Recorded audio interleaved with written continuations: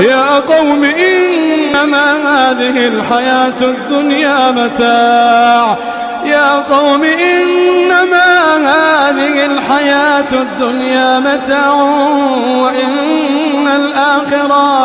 وإن الآخرة هي دار القرار.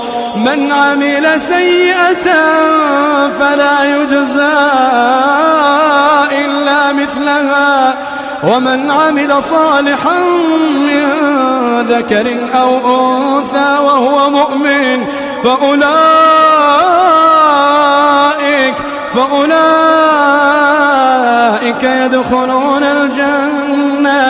يدخلون الجنة يرزقون فيها بغير حساب.